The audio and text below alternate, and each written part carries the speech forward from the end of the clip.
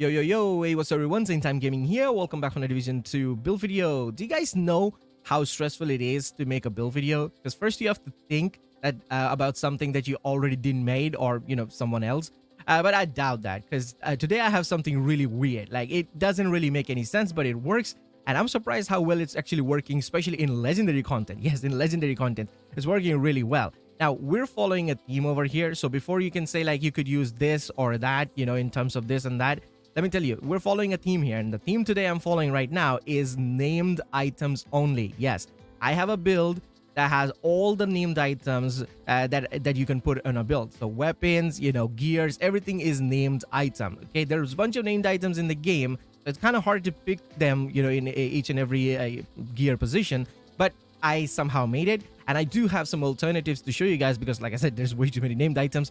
So I will show you some other alternatives, whether you're playing like solo or group. All right, so let me show you the build over here.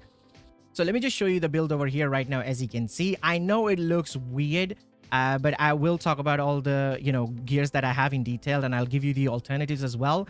I will show you the damage showcase in the shooting range as well, with the different comparison, the different variants of that. But first, let me just talk about the specialization here. So we're using the technician mainly for two reasons, because laser pointer. We're using weapons that will benefit that. So we're going to just point and pulse every target, right, with the laser pointer.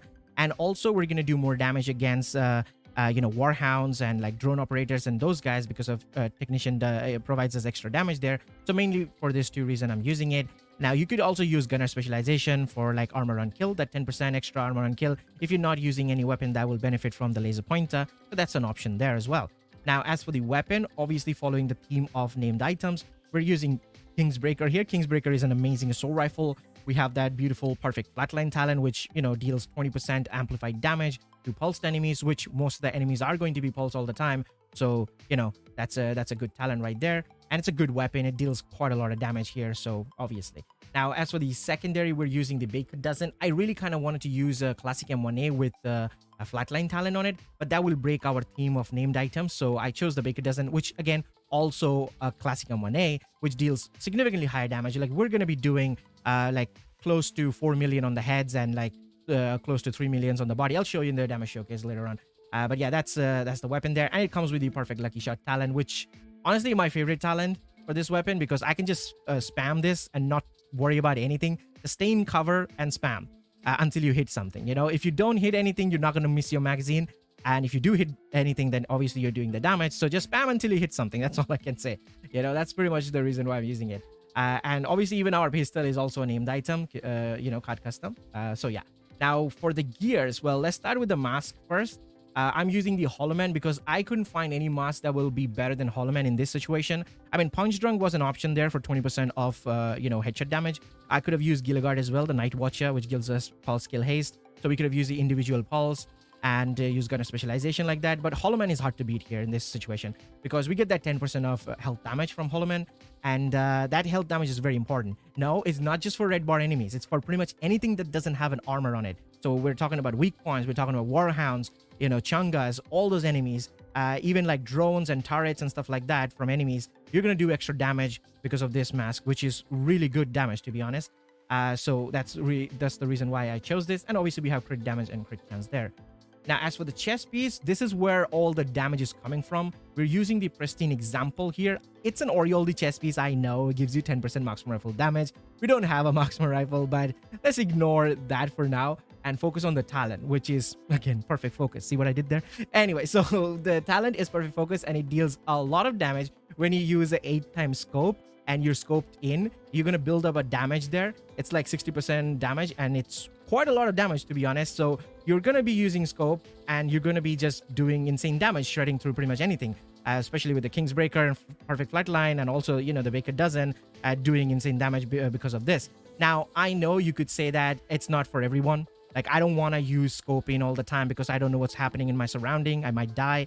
I understand that. Well, technically, you can actually pan out, like, scope out and then look around and then go back to scope. You do have like a couple of seconds there before the damage buff expires. It doesn't tell you over here, but you do have a couple of seconds before you can just, lose the damage buff. Or when you're reloading your weapon, you could just keep on holding your right click, the mouse, for PC right click, you can hold it and reload. You'll keep the buff with you. Yeah, there's multiple ways to keep the buff. However, if you still don't want to use perfect focus, whatever the reason, you could always use perfect glass cannon. Yes, since we're following the name theme here again. So perfect glass cannon is also a choice. We're gonna do amplified 30% damage, but we're also gonna take amplified 60% damage there. So be careful. That's all I can say. Now, if you don't want to use glass cannon there, perfect glass cannon, you can use closer chest piece that comes with the perfect spotter talent. The damage will be lower than pristine example, but it's safe, I guess, if you don't want to use a glass cannon there, or if you don't like that scope in mechanic for the 8 tab scope, if you don't want to use that, so you can use perfect spotter there as well. So these are the chest speed I would go for. And as for the holster, I'm using the Picaro's holster, which comes with a 15% of weapon damage. There are other holster there as well, for example, like claws out for that melee damage, and also like ammo dump, that's what it's called, right? The badget of. But honestly, it's hard to beat Picaro over here because of that weapon damage, so that's the reason why I chose it. So we got that extra weapon damage, which is nice. Now, as for the knee pads, I'm not changing this. Like, Fox's Prayer is the way to go. You gotta use Fox's Prayer here. Plus, we are using rifle as one of our weapon, so we get that 10% rifle damage from it. And we have damage to target out of cover, which applies on every single damage we are doing, right? So that's a really good. You can't just replace it. It's irreplaceable. That's all I can say. As a named item, over here, the knee pad, Fox's Prayer is just, you have to use it. There's no other option. Now, as for the gloves here, I'm using contracted gloves, which again gives us 8% damage to armor. Now, this is a damage variant. This is for when you're using like group and stuff. But if you're playing on solo, which most of the time I was playing, that's how the footage are captured, I was actually using a different glove. So if you want survivability, you can use the death grips. Yes, the death grips that will give you 10% armor on kill. So you can use death grips there for that survivability there. I know 10% armor on kill is not a lot, but when you're killing a lot of targets quickly, you do stack up that armor. However, there is another thing we can do to increase our survivability, which is in our backpack. Currently, I'm using the gift backpack here, which is a named Providence backpack, and it comes with the perfect vigilance talent. So we have 25% of weapon damage, which is, a good amount of damage there. But when you do take damage, you lose this buff for 3 seconds. So that's why in group, this is going to be a really good choice. Even solo, if you just avoid taking damage, using a shield or something like that, it's going to be okay. But if you want more survivability, I would go for the Bellstone backpack here. That gives you perfect bloodsucker talent. So you get 12% of bonus armor every time you get a kill, and it stacks up to 10 times. So that's 120% bonus armor. That's really good amount of survivability right there. And since you're solo, you're killing everything, you will stack up that bonus armor. Let's be honest, yeah. So that's an option there. And since it's a Bellstone piece, it gives you 1% of armor regen there. So it's like a tiny passive, healing you're getting as well. So that's an option. You could also use like Devil's Due, for example, the perfect clutch talent, which is a Sheshka backpack. You can use perfect adrenaline rush. There's a bunch of other options there as well, but I think the gift will be a really good choice for damage, and the perfect bloodsucker will be a very good choice for like survivability if you're playing solo. I actually captured most of my footage using the bloodsucker as well as the armor on kill, the death grips there, and I was doing perfectly fine. The damage is quite significantly high. So let me just show you the stats here first. It's nothing crazy. We're getting the damage from the focus, the perfect focus most of the time, and that's how we're doing a lot of damage. Now, I'm going to show you some damage comparison between, the solo variant versus the group variant, so let me just show you the damage. So right now, I am using, obviously, the damage variant here, but do keep in mind, I do have 2 blue core attributes. It's not an all red build. If you have all red build, you'll do even more damage. So first, I'm just going to show you the damage with the King's Breaker. I need to proc... Wait. I need to proc... it's on normal. Never mind. Hold on. We don't do normal. I'm just going to go invulnerable. That will be best choice. Hold on.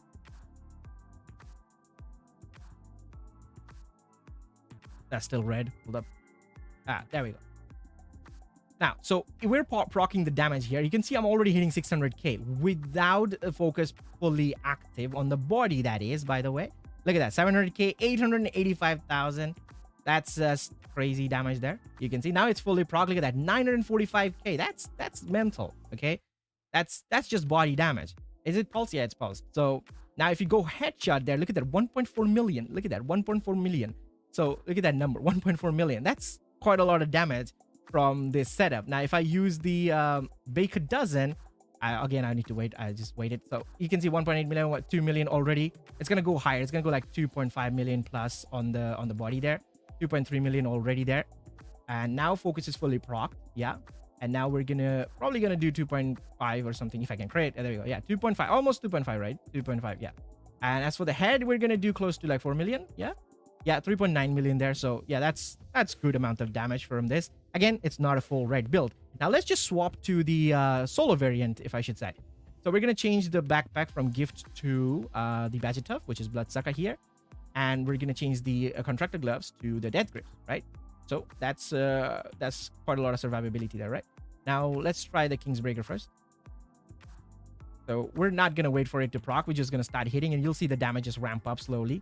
Right now we're doing like 460 or 600 there already on the health. We're gonna do more damage to the health bars because we have Hollow Man, so that's going to be a lot of damage on the health. But you can see we're doing 546k on the body and around 715k on the health bar, and that's just body damage.